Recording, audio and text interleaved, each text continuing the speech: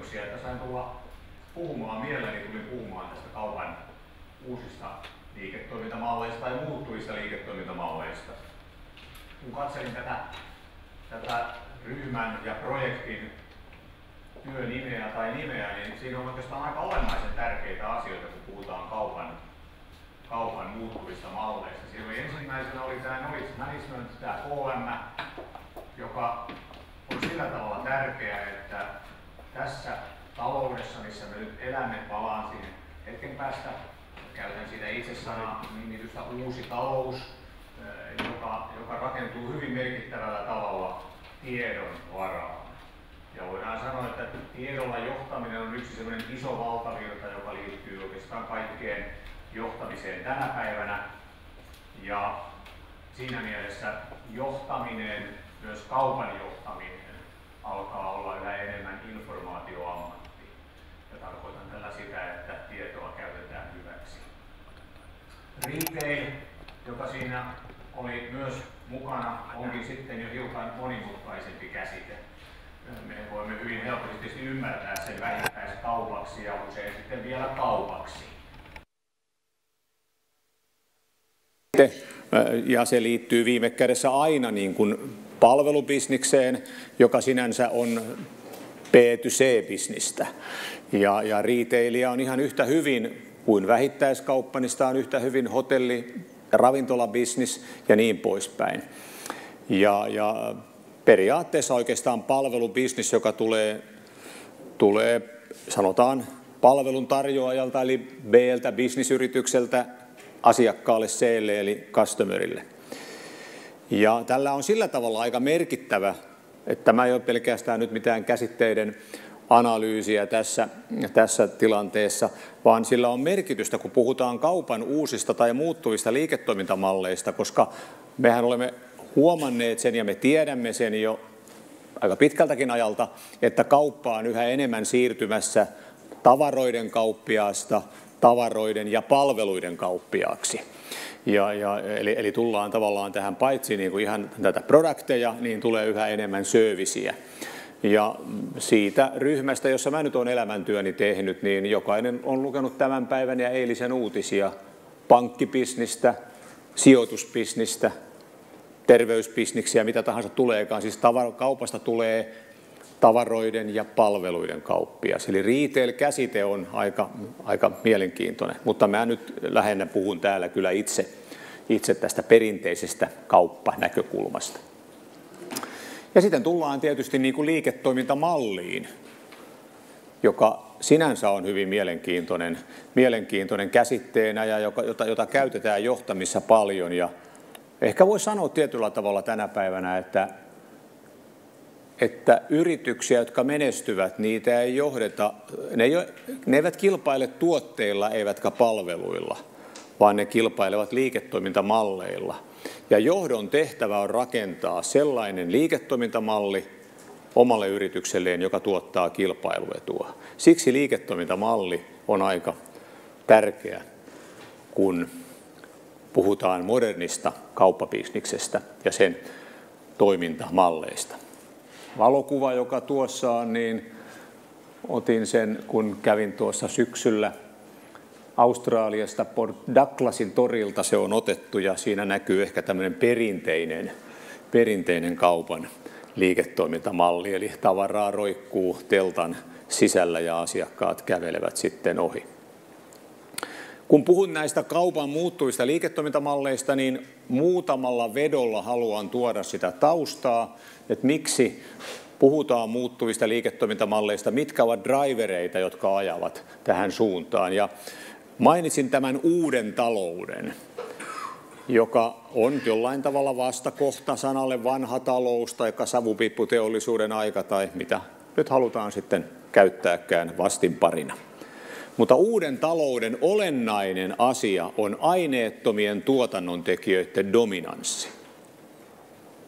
Siis aineettomien tuotannontekijöiden dominanssi on merkittävin asia, ja aineettomia tuotannontekijöitä on tietysti niin kuin ihmiset, osaaminen, johtaminen, tiedolla johtaminen, brändit, mitä tahansa tämän tyyppistä, joiden varaan rakennetaan menestyminen. Tätä ei siis pidä tulkita niin, että rakennukset, koneet ja kalut ynnä muut, jotka ovat taseessa, ovat jollakin tavalla vähäarvoisia. Eivät, niitä tarvitaan monessa paikassa, kaupassa erityisesti aika paljon. Mutta se menestys rakentuu aineettomien tuotannontekijöiden varaan. Ja aineettomat tuotannontekijät ovat niitä, joiden varaan rakennetaan kilpailuetua. Tuskin siitä paljon kilpailuetua tulee, että mulla on samanlainen terminaali tai samanlainen hypermarketti tai samanlainen joku muu marketti, tavaratalo tai mikä tahansa kuin kilpailijalla. Siellä ei kovin suuria eroja tule. Ja viime kädessähän, jos palataan vähän strategiaan ja palataan vähän Porteriin ja palataan strategiseen johtamiseen, niin viime kädessähän kilpailuetu syntyy aina differoinnin kautta. Mikään muu ei ole kilpailuetu kuin se, että me olemme erilaisia jonkun asian suhteessa siihen tavoitteeseen, jonka olemme asettaneet. Se voi tulla asiakasnäkökulmasta, siis tavallaan asiakasarvon kautta. Se voi tulla sieltä, me ollaan siellä parempia. Se voi tulla meidän logistisen ketjun hallinnan kautta. Se voi tulla meidän partnereiden kautta. Se voi tulla meidän private labeleiden kautta, meidän brändien kautta, meidän personal servicin kautta tai näiden kaiken näköisenä kombinaationa. Tai sen kautta, että meillä on paremmat ohjausjärjestelmät. Meillä on fiksumpi johto. Kilpailuetu tulee tänä päivänä monien asioiden summana. Siksi liiketoimintamalli on tärkeä, koska liiketoimintamallissa me voimme katsella kilpailuedun syntymistä useiden asioiden summana. Eli aineettomien tuotannontekijöiden maailma määrittää kaupankin menestystekijöitä. Toinen semmoinen hyvin keskeinen asia, joka näkyy omalla tavallaan tuossa projektin otsikossakin, oli tämmöinen asiakaslähtöisyys, joka siinä nyt luki kuluttajakokemus, mutta siis asiakaslähtöinen ajattelu, tämmöinen tavallaan customer oriented approach, joka on hyvin tyypillistä moderneille bisnismalleille. Eli malleja niin kuin rakennetaan asiakaslähtöisesti ja peruutetaan tietyllä tavalla taaksepäin rakentamalla siitä sitten sitä toimintaketjua. Kun vanha maailmahan on lähtenyt siitä, että liiketoiminta on push-tyyppistä, eli tavallaan tavarat ja palvelut tulevat vasemmalta ja menevät oikealle, jossa sitten nuolikin kulkee teollisuudelta kaupan kautta asiakkaille. Tästähän nyt hyvin tyypillinen esimerkki on se, että kun lukee lehtiä ja kuuntelee puheita, niin edelleenkin esiintyy näitä vanhan koulukunnan miehiä ja naisia, jotka sanovat, että palvelutuotanto. Joo, totta. Voitaisiin hylätä ja käyttää jotain muuta käsitettä. Palvelu on asiakasvirtaa, joka lähtee liikkeelle asiakkaan tarpeesta. Kyllä sitä tuotantonakin voidaan katsella, mutta sitten silloin sitä arvoketjusta katsellaan vain osaa. Liiketoimintamalleilla kilpailu edellyttää siis sitä, että niihin syntyy innovatiivisuuden kautta kilpailuetua. Liiketoimintamalli on innovatiivinen ratkaisu liiketoimintaan ja sieltä pitää löytää kilpailuetua. Liiketoimintamallihan, mä määrittelen sen varmaan jossakin tuolla vielä, mutta liiketoimintamalli yhdistää kaksi asiaa. Se on kahden asian yhdistelmä. Se on yrityksen ansaintalogiikan yhdistelmä. Se kertoo, miten yrityksen ansaintalogiikka syntyy. Ja tähän ansaintalogiikkaan se kytkee toisen asian, joka sinänsä kyllä kuuluu ansaintalogiikkaan. Se on tavallaan arvontuotanto. Siis asiakkaalle arvontuotanto. Voidaan sanoa, että liiketoimintamalli on pelkistetyssä muodossa ansaintalogiikan ja asiakasarvon tuotannon yhdistelmä. Tai jos sen kääntää niin kuin hiukan tämmöiselle arkikielelle, niin se on hankinnan ja logistiikan ja kaupan supply chain-tyyppisten prosessien yhdistäminen CRM-prosesseihin. Nyt me ollaan jo 80% oikeassa määritelmässä. Mutta palaan vielä kahteen muuhun elementtiin, jotka liittyvät liiketoimintamalleihin hiukan myöhemmin. Tätä liiketoimintamallia hallitaan tiedolla. siis tiedolla johtamisen kautta. Siksi se tavallaan se KM tuolla, knowledge management, on tärkeä asia. On vaikea olla hyvä johtaja, on vaikea tehdä hyvää bisnistä, jos ei ole tietoa takana. Kyllä sormituntumallakin voi pärjätä, mutta yleensä epäonnistumisen mahdollisuudet kasvavat. Tässä maailmassa tulee meitä vastaan sitten kaupan liiketoimintamallit. Mä halusin vielä terästää tätä omaa näkemystäni niin kuin sillä tavalla, että tässä maailmassa on näitä drivereita, niitä voi löytää vaikka kuinka paljon, mutta mä nostaisin kaupan kentässä drivereiksi digitalisaation, globalisaation, tiedolla johtamisen, asiakaslähtöisyyden ja liiketoimintamallit.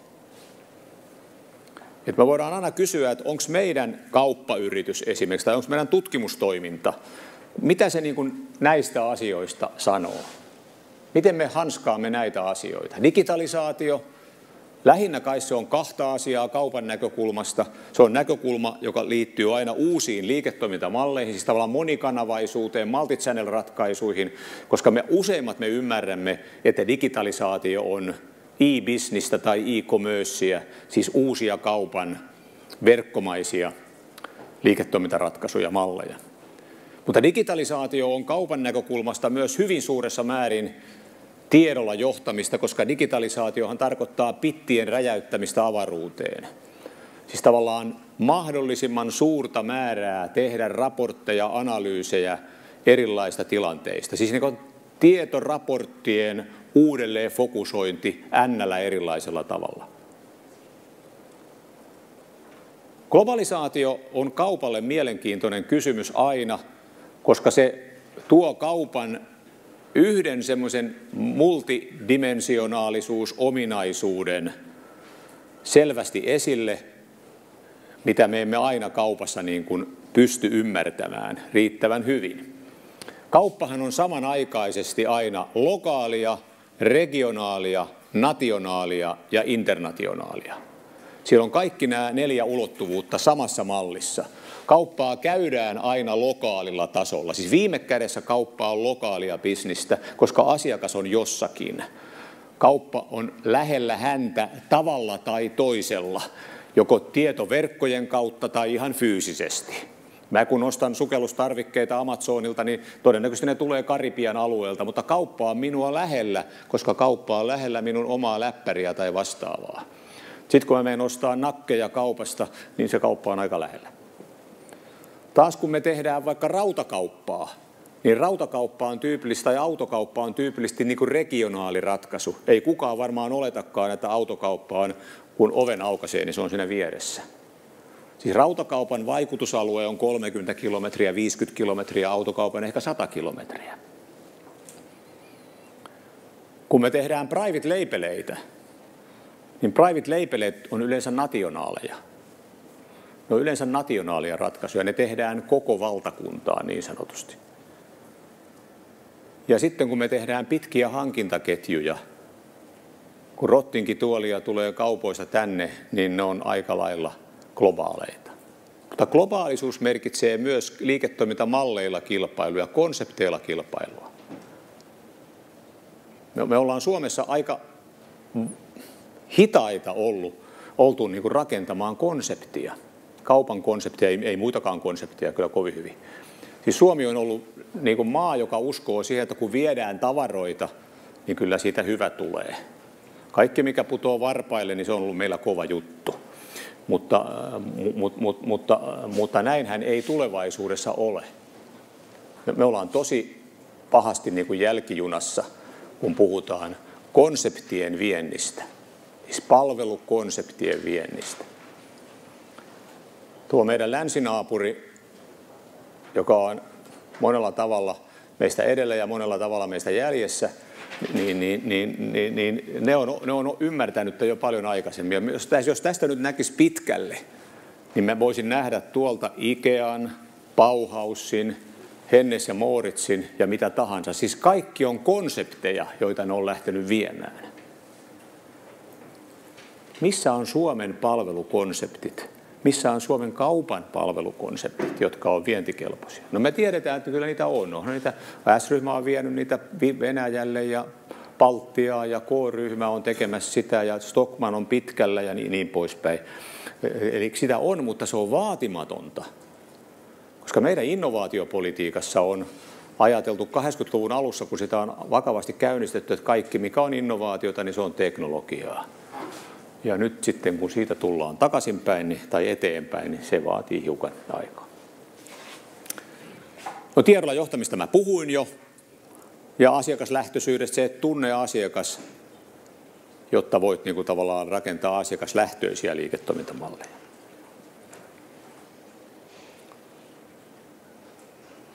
Tämä liiketoimintamallimaailma merkitsee sitä, että johdolle tulee uusia vaatimuksia. Tullaan tämmöiseen niin kuin älykkään johtamisen maailmaan, joka merkitsee sitä, että tietoa käytetään.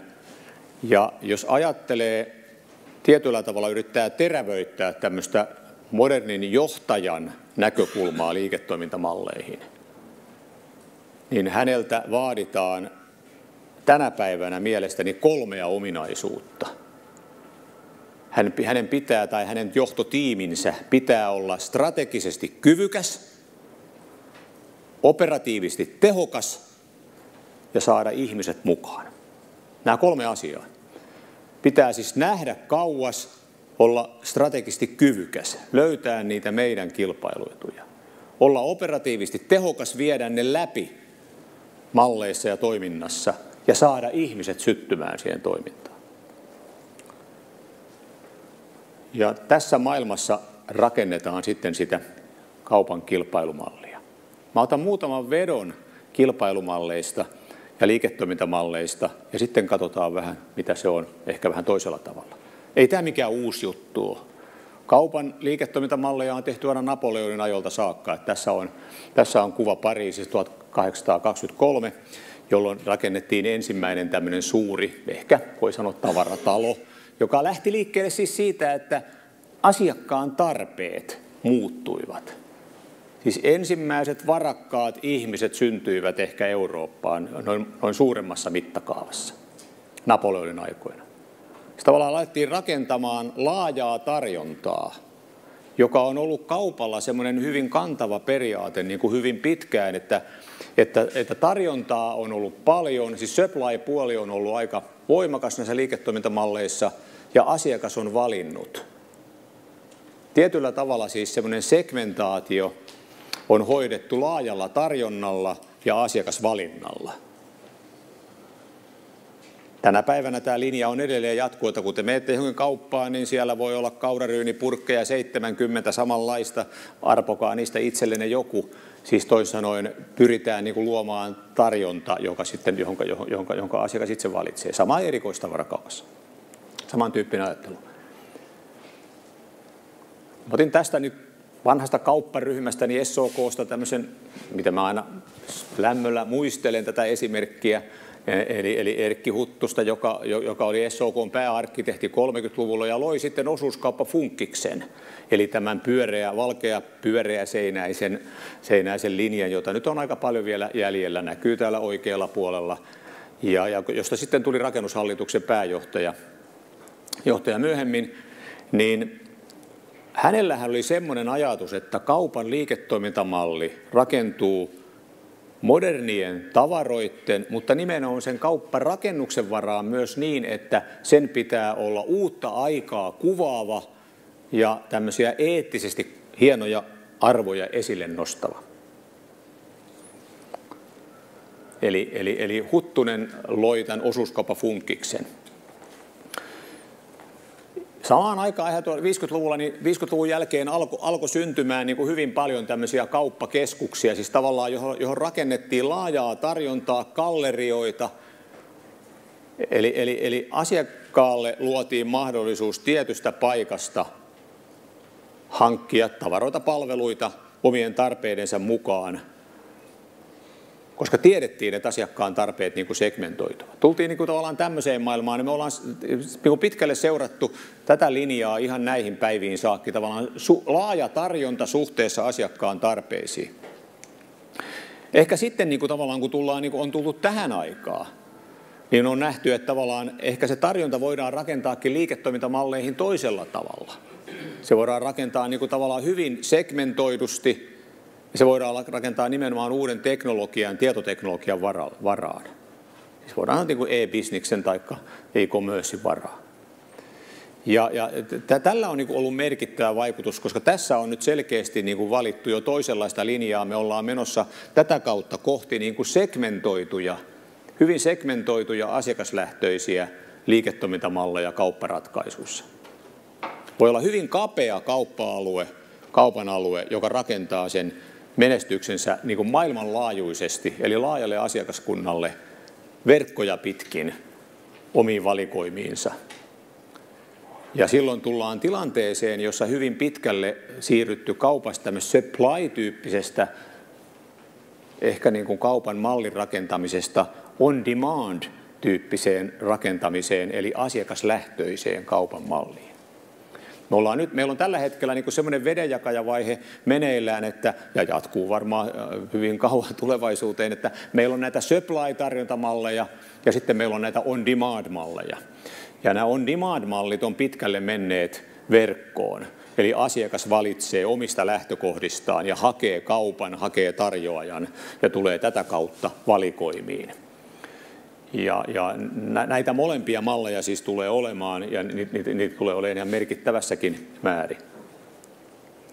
Eli voidaan aivan hyvin sanoa, että millainen on tämmöinen Future Shop tai Future Store tyyppinen kaupan malli ja mitä kaikkea siellä on sitten sisällä, kun sitä aletaan viemään liiketoimintamallimuotoon. Mitä on Future Shop? Onko se rakennus? Onko se pitkä arvoketju, niin kuin minä sen ymmärrän, niin kuin tässä tuutte vielä huomaamaan? Vai onko se pelkästään joku tämmöinen verkkoratkaisu? Onko Future Shop yhtä kuin kauppa minun mobiilissani? Onko kaupan liiketoimintamalli niin kuin sen tyyppinen? Että mitä me niin kuin ymmärrämme liiketoimintamallilla? Se voidaan ymmärtää hyvin leveästi tai hyvin kapeasti, mutta minä ymmärrän sen koko kaupan arvoketjuksi. Ihan alusta lähtien ihan loppuun saakka. Eli ihan sieltä teollisuuden perustuotannosta, jos vedetään pitkä arvoketju aina sinne asiakaslähtöisyyteen saakka. Mutta se voidaan ymmärtää myös joksikin palaseksi täällä, että paljon on ihmisiä, jotka ymmärtää sen paljon kapeammin. Ja nyt kun me tullaan näihin kaupan niin kuin liiketoimintamalleihin, niin täällä on tutkijoita paljon. Niin mä tutkijoille tavallaan niin kuin heittäisin semmoisen niin kuin näkökulman, että retail-bisniksen tutkimus on sillä tavalla niin kuin aika vaikeaa, että siellä sen taustalla ei ole yhtenäistä doktriinia, eli yhtenäistä teoriaa. Sitä voidaan niin kuin tavallaan tulla kovin monesta kulmasta. Jotkut tulee asiakaslähtöisyydestä, jotkut tulee hankinnan ja logistiikan suunnasta, jotkut tulee asiakasarvosta, jotkut tulee brändeistä, jotkut tulee kuluttajakokemuksista. Ja näitä kaikkia voidaan käyttää. Mutta kun te määrittelette ja mietitte kaupan uusia malleja tai mitä nyt mietittekin milloinkin tutkimuksessanne, niin tärkeää on se, että teille muodostuu kuva siitä, mikä on se viitekehys, jolla me tulemme tätä ongelmaa tarkastelemaan. Mä kun aikoinaan tein väikkäriä jostain historiallisen kauan aikaa ja Jaska Honko oli silloin mun ohjaajani, kauppakorkeakoulun rehtori ja kansleri sittemmin, niin Jaska sanoi mulle silloin, että kuule Kari, juttu on niin, että teoriaan, hän varmaan näki, ettei muista koskaan mitään kunnon tutkijaa, niin sanoi, että kuule, että tiedät sä sitä, että teoria on parasta käytäntöä? Mä ajattelin, että joo. Mutta jälkeenpäin mä oon ymmärtänyt sen, että hän oli ihan oikeassa. Mitä enemmän mä oon ollut mukana käytännön bisniksestä, enemmän mä uskon siihen, että teoria on parasta käytäntöä. Ja tavallaan kun tutkijat tutkii jotain ongelmaa tai kaupan johtaja tekee ratkaisuja liiketoimintamalleissa tai vastaavissa, niin hänellä pitäisi olla tämmöinen ABC, enkä tarkoita nyt huoltoasemaketjua. Tämmöinen ABC-ajattelu päässään. Ja tämä A tulee sanasta academy, teoria. Jokaisella pitää olla tietty määrä teoriaa. A eli ei tulee sanasta academy, eli teoreettinen osaaminen tältä alueelta. B tulee sanasta business, toimialan tuntemus, ymmärrys. Ja C tulee sanasta consulting, kyky ratkaista ongelmia. Jokaisella johtajalla, jokaisella tutkijalla on jonkinlainen A-B-C-kombinaatio. Toisilla on A parempi, toisilla on B parempi, toisilla on C parempi. Mutta on vaikea olla hyvä johtaja, jos ei ole yhtään A:ta. Tämä on kyllä mun mielestäni aika vaikea olla hyvä tutkijakaan, jos ei ole yhtään B:tä. Eli oppikirjojen väliin jää sormet ja ei siitäkään sitten mitään tule.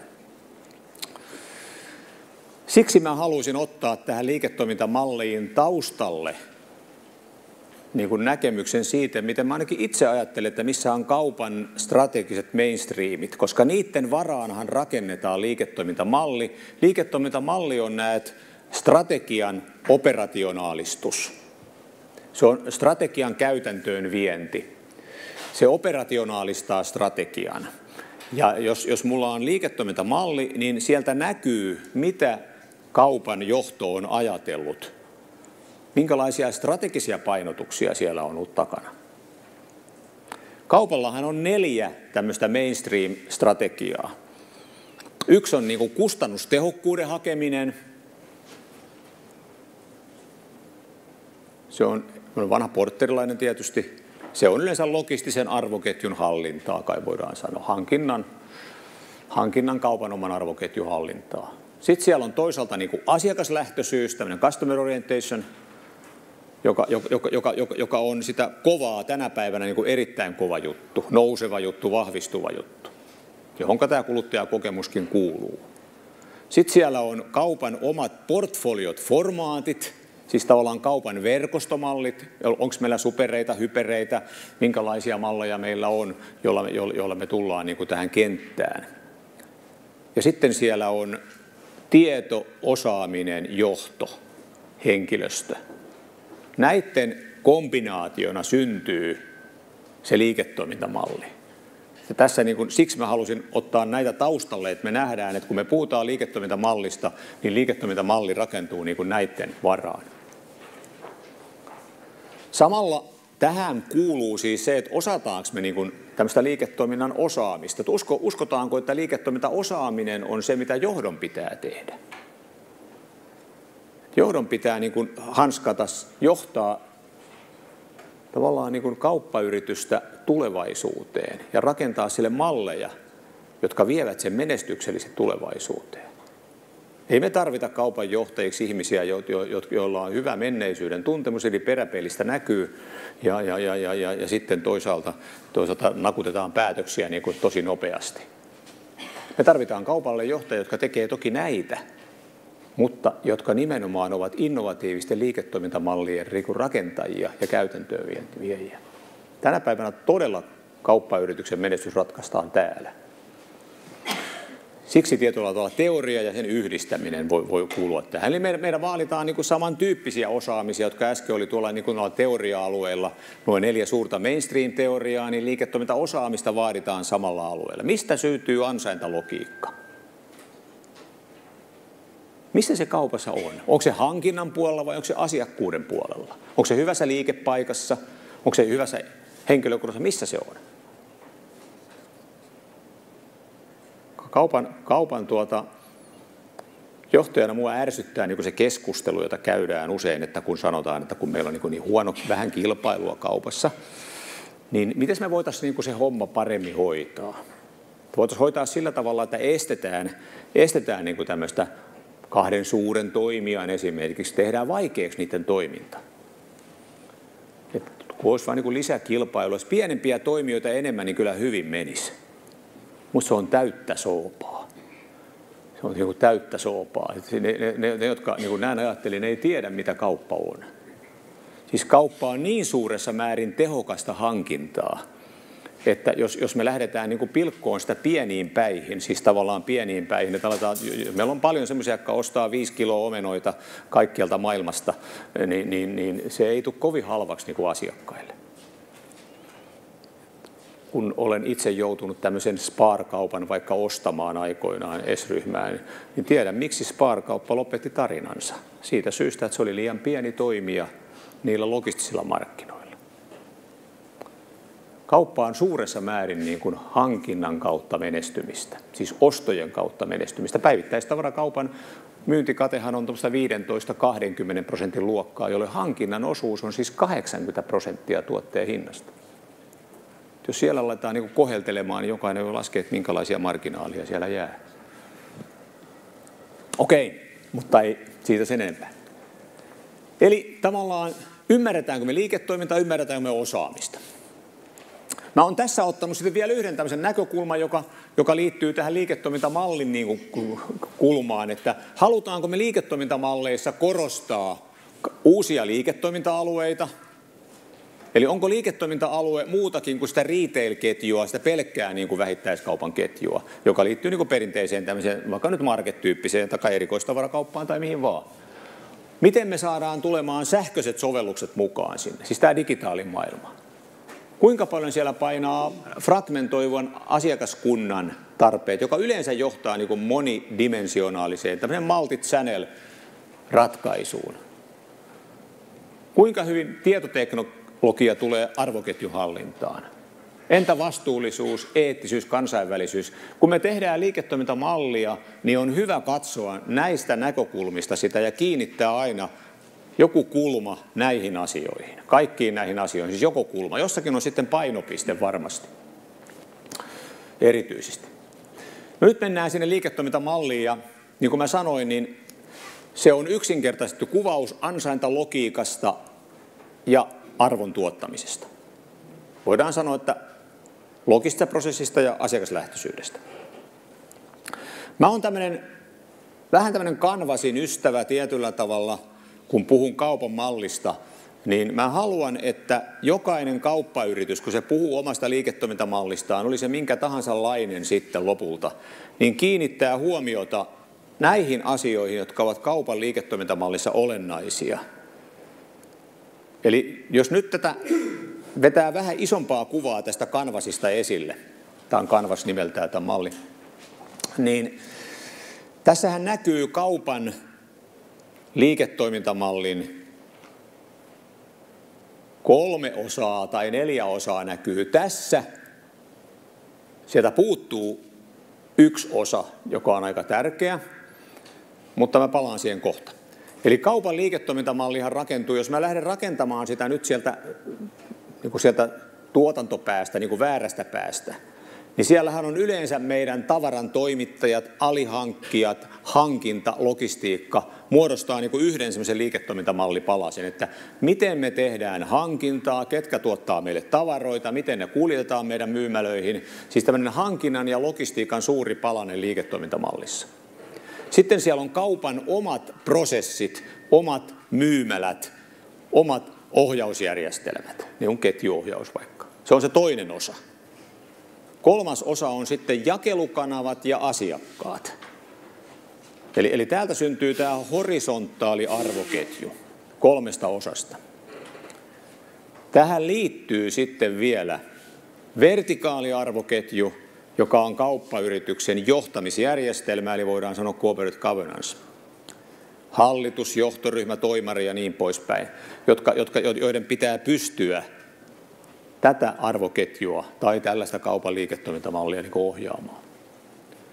Eli se on horisontaalisen arvoketjun ja vertikaalisen arvoketjun summa, josta erottuu asiakasosa, CRM-osa periaatteessa, meidän oma myymäläosa, tehokkuusosa ja partnereiden hankkijoiden logistiikan osa.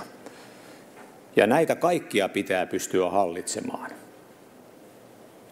Siis jälleen korostan sitä, mitä sanoin jo aikaisemmin, että kaupan liiketoimintamallissa kilpailuetu voi syntyä näissä kaikissa kohdissa tai vain jossakin yhdessä tai muutamassa. Mutta johdonhan pitää tämä tietää.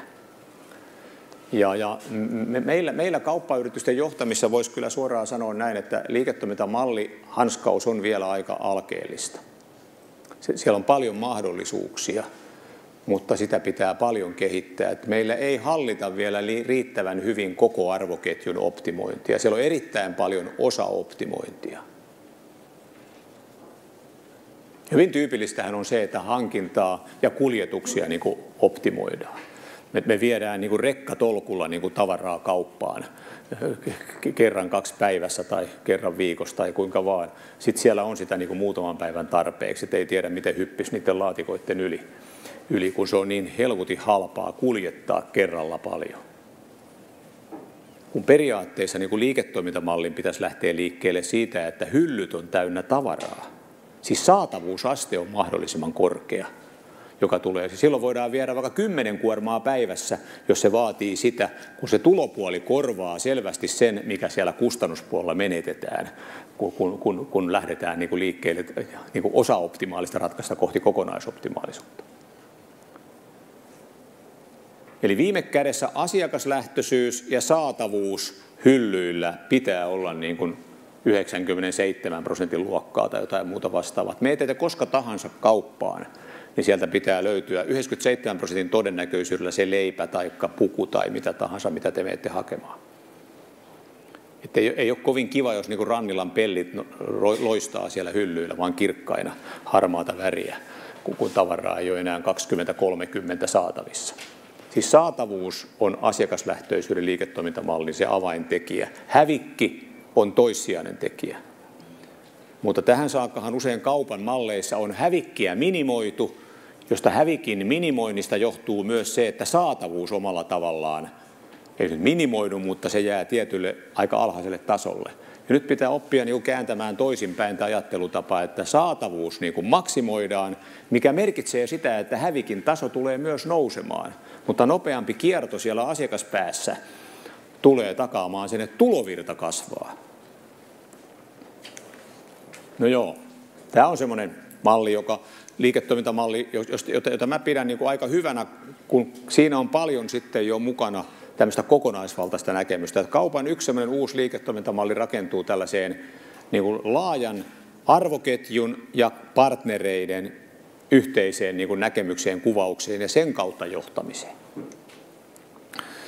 No, kun mä oon ollut tämmöisiä malleja rakentamassa paljon, jotka on sitten tällaista niin kuin kaupan perinteistä, ehkä niin kuin ketjuohjaus, logistiikkamalleja, jotka on tällä hetkellä ehkä niin kuin niitä valtavirtamalleja, joissa on nyt paljon kehittämisen tarpeita, kun mennään tulevaisuutta kohti. Nämähän on lähtenyt liikkeelle niin kuin tässä tiedolla johtamisen kautta hyvin pitkälle, että siellä on todella ollut supply chain management-järjestelmiä, jotka ulottuu tiettyyn saakka, ohjaa tätä. Siellä on näitä efficient consumer response-järjestelmiä, jotka on vähän samantyyppisiä, jotka menee pitemmälle kaupan sisälle, siis hyllyihin, valikoimiin. Ja sitten siellä on näitä asiakasperusteisia järjestelmiä, jotka tuottaa asiakastietoa ja ohjaa sillä. Usein nämä järjestelmät ei seurustele keskenään vielä ollenkaan riittävästi. Meillä on asiakasjärjestelmiä, mutta ne eivät mene riittävästi tilauksiin, valikoimasuunnitteluun, hyllytykseen, tilasuunnitteluun, vaikka nyt eräitä esimerkkejä. Jotta kaupan liiketoimintamalli olisi toimiva, niin siellä pitää olla prosessin omistaja. Pitää olla määritelty henkilö tai työryhmä, joka vastaa tästä koko ketjun toimivuudesta. Muuten se ei onnistu. Jollakin pitää olla kokonaisvastuu, joka ohjaa tätä mallin kehittämistä asiakaslähtöisesti. Nyt tavallaan se malli, joka on ehkä nyt tällä hetkellä tullut ja tulee varmaan tulevaisuudessa vaikuttamaan enemmän, niin on joku tämän tyyppinen. Ja nyt tässähän näkyy liiketoimintamalliin liittyvät keskeiset asiat. Kun tässä on kaupan arvoketju vedetty liiketoimintamalliin, se on asiakaslähtöinen, niin nuoli kulkee niin kuin tässä nyt oikealta vasemmalle. Eli asiakkaan tarpeista, asiakastiedoista, asiakastietokannoista, asiakasymmärryksestä. Niin silloin siellä tulee päätettäväksi asioita, jotka liittyvät ihan selkeästi niin kuin tavallaan mukana oleviin partnereihin, eli sen arvoketjun luontiin, prosessin yhteistyökumppaneiden niin kuin määrittelyihin, henkilöstön osaamisen kehittämiseen koko arvoketjussa. Että vaikka siellä on joku itsenäinen hankintayhtiö ja me päätetään siirtyä meidän logistiikkasenterissä nyt niin kuin äänikeräykseen, siis kuulokeräykseen, kerätään tavarat niin kuin tavallaan ääniraporttien kautta, niin silloinhan siellä pitää olla siellä yhtiössä tämmöistä äänikeräysosaamista, vaikka sen hankintayhtiön toimitusjohtaja ei tajuaiskaan, että sellainen on siellä. Sitten siellä tulee tietysti juuri tämä, kuka vastaa saatavuushallinnosta millä tasolla. Mikä on valikoimat, kuka tekee, miten ne on eri formaateissa erilaisia. Hintahallinta, simulaatiot. Pitää pystyä niin kuin hintasimulaatioihin, valikoimasimulaatioihin. Eli toisin sanoen, jos meillä on laaja valikoima ja muutetaan tuotteiden hintoja, niin se täytyy näkyä, mitä se vaikuttaa ostoskoriin. Ja hintasimulaatioiden avulla voidaan tehdä benchmarkkeja, vertailla siis kilpailijoihin, koreja ynnä muuta vastaavia. Benchmark on tärkeää, kun puhutaan niin kuin liiketoimintamallikentästä. Ja sitten tietysti tilahallinta on tärkeä juttu. Mä pysähdyn tähän hetkeksi, koska tässä on sellaista osaamista, mitä suomalaisessa kaupassa on ja maailmassa on aika harvoilla. Digitaaliset hyllykartat. Digitaaliset hyllykartat. Eli millimetrin tarkka hyllymitoitus kaikissa myymälöissä karttana, jolloin voidaan niin kuin päättää, että kuinka monta appelsiinipurkkia mahtuu Ivalon S-Markettiin ja kuinka monta Kasarmintorin S-Markettiin. Siellä on 20 metriä ja toissa on 5 metriä. Ja kun kysyntä kasvaa eri aikoina eri tavalla. Hiihtoloma-aikana Ivalossa käy semmoinen virske, että se 4 metriä mehuja ei riitä kuin puoleksi tunniksi. Ja kuitenkin saatavuus pitää olla koko ajan kova. Huomataan tavallaan tilakartta, digitaalinen hyllykartta on esimerkki innovaatiosta, joka on liiketoimintamallin sisällä, jolla mahdollistaa saatavuus, joka on se keskeinen tavoite, joka taas tuo tulovirtaa. Eli teknologian tuleminen vahvasti sinne. Ja sitten asiakashallinta. Siis asiakasymmärrys, se on minusta tänä päivänä kaikista tärkein kaupan tietojärjestelmän tämmöisen liiketoimintamallin johtamisen väline. Asiakasymmärrys eli Customer Insight yhdistettynä DV-juttuihin, Data Warehouse-juttuihin. Koska sitä kauttahan me rakennetaan tarjontaa, valikoimia, eli ostetaan niin kuin tavallaan sitä tilaa ja viedään oikeat tuotteet oikeaan palveluun oikeaan aikaan. Jos kaupalla ei ole niin kuin asiakashallinta kunnossa, niin sen on vaikea olla tehokas. Ja jos se ei ole tehokas, niin sen on vaikea olla asiakaslähtöinen. Koska asiakaslähtöisyyteen kuuluu myös se, että on oikea valikoima. Jos mä menen kauppaan ostamaan pukua tai mitä muuta tahansa, niin jos ei siellä ole sitä, mitä mä menen sieltä ostamaan, niin sehän ei vastaa minun tarpeitani, se kauppa. Eli nämä kuuluu yhteen. Ja tämä asiakasarvo, joka tulee tätä kautta, ehkä niin kuin saa sen peruslähtökohtansa, niin tähän liiketoimintamalliin sisältyy niin kuin semmoinen piirre, että tämä asiakasarvo, eli mitä arvoa kauppa tuottaa asiakkaalle, niin sehän voidaan nähdä niin kuin 3 tasolla se asiakasarvo. Siellä on yksi tämmöinen rationaalin asiakasarvon elementti, että onko kauppa niin kuin rationaali suhteessa siihen asiakasarvoon. Eli tuottaako se, niin kuin, jos asiakkaalla on niin kuin tämmöinen rationaali olettamus kaupasta, hän ostaa siis aina halpaa, tai hän haluaa ostaa hyvin joustavasti, tai mitä tahansa, niin nämähän on sellaisia niin kuin rationaalisen kriteerin elementtejä. Eli täältä pitää löytyä niin kuin vastaus rationaaliseen asiakasarvoon. Samaan aikaan sieltä pitää löytyä vastaus emotionaaliseen asiakasarvoon. Mä ostan vaan vihreätä sähköä, esimerkiksi. Tavallaan niin kuin näiden yhdelmää, että onko meillä tarjontaa kaikille vaan vai jommalle kummalle ryhmälle. Ja viime kädessähän mennään sitten ihan tänne hedonismiin. Siis siihen, että mä käytän vaan Hugo Bossin vaatteita, koska mä haluan niin kuin tavallaan siihen ryhmään samaistua. Sitten mennään tavallaan tähän, ja nyt kun kauppa rakentaa sitä liiketoimintamalliaan, niin silloin se rakennus täytyy osua sillä tavalla maaliin, että siellä on rationaalille asiakkaille tietojärjestelmän kautta löydetty niin kuin tavallaan ratkaisuja, siellä on emotionaalisia ratkaisuja ja siellä on hedonistisia ratkaisuja. Ja meistä jokainen tietää sitten yhden hyvin mielenkiintoisen asian, tai ainakin toivon, että tiedätte, että jos me valitaan rationaali asiakasarvomäärittely, niin tämmöistä rationaalista asiakasarvoyritystä johdetaan eri tavalla kuin hedonistista. Että joku tuommoinen S-Market, niin se on rationaalinen ratkaisu. Sen johtamisjärjestelmä on erilainen kuin se, että mä menen hyvin tuonne hedonistiseen suuntaan ja aletaan tarjoamaan hyvin yksilöllisiä palveluita asiakkaalle. Niin sen koko kauppayrityksen johtamisjärjestelmä on siltä osin jo erilainen. Tämä on hyvin merkittävä asia, kun puhutaan liiketoimintamalleista, mutta nyt täällä puheenjohtaja näytti, että jos et nyt lopeta, niin me kannamme sinut ulos täältä. Mutta suurin piirtein mä kyllä pääsin keskeiset asiat niin kuin läpi ja tuli niin kuin tähän tilanteeseen, jonka mä jäin tässä mallissa. Ja mä haluaisin tähän loppuun sanoa ainoastaan sen, että kaupan liiketoimintamalli, kun se tästä lähtee kehittymään niin kuin yhä enemmän eteenpäin, niin se todennäköisesti niin kuin hajautuu. Ja jos ajatellaan niin kuin kauppayritystä, joka tuottaa paitsi kaupan palveluita, niin myös pankkipalveluita, vakuutuspalveluita, hyvinvointipalveluita, autovuokrauspalveluita, matkatoimistopalveluita, niin sen liiketoimintamalli tulee todennäköisesti olemaan niin kuin differoitunut, eli siellä on omat liiketoimintamallit matkatoimistopalveluille, hyvinvointipalveluille, perinteisen kaupan palveluille, koska niiden se logiikka, joka siellä on sisällä, voi olla erilainen, ei välttämättä, mutta voi olla erilainen. Ja kauppahan on menossa tähän suuntaan, että ne tutkimukset, jotka kaikki on tehty, niin kauppa siirtyy voimakkaasti niin kuin tähän, että kohta kauppa on, suuret kauppayritykset varsinkin, niin ne on kehdosta hautaan, että sanotaan, että SOK:lta ei puutu enää mitään muuta kuin synnytyslaitos, ja sekin saattaa olla mietinnässä, mutta hautaustoimistohan siellä jo on. Kiitoksia.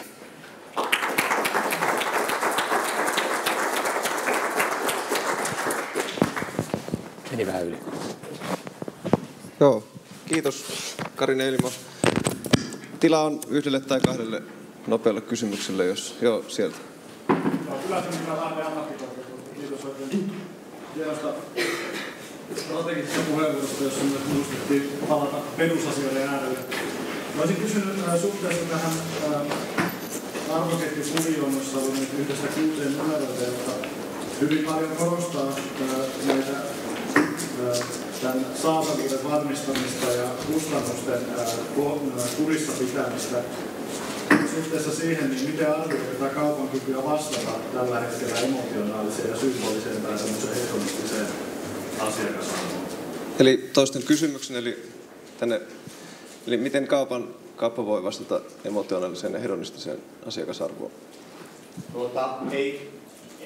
Ei kovin hyvin, jos puhutaan, niin kuin sanotaan varsinkin tuosta päivittäistavarakaupan kentästä, niin ei kovin paljon. Mutta toisaalta sitten mä kyllä sanoisin, että jollakin tavalla kyllä ja ehkä voi sanoa tavallaan semmoinen, ehkä nyt hedonistinen vastaus tulee pitkälle niin kuin sitä kautta, että tulee erikoistavarakaupan kautta, tulee tavaratalokaupan kautta ja tulee siellä ehkä, niin kuin voi sanoa, ehkä premium-kentässä, premium-tuotekentässä, palvelukentässä, mutta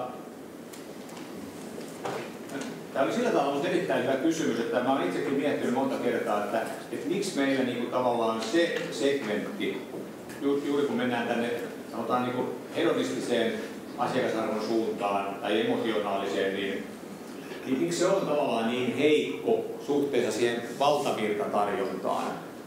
Siihen voi olla myös syynä se, että okei, meidän asiakkaat ei välttämättä aina kysy sitä, tai sitten, että meillä on yllättävän vahva tämmöinen rationaalinen niin kaupan malli. Se on murtumassa musta selvästi. Ja emotionaaliset asiat nousee yhä enemmän esille, että ihmiset tekee valintoja niin emotioiden perusteella itselleen ja asemoi itseensä tiettyyn kulmaan niin tässä asiakkuudessa. Musta oli erittäin hyvä tuossa kysymys. Se tulee voimistumaan ja kaupan mallit tulevat differoitumaan juuri tästä johtuen. Erittäin hyvä kysymys. Joo, mä oon itse paljon tätä pähkäilyä myös kiertänyt paikkoja, joissa on hedonismi kyllä niin kuin voimissaan.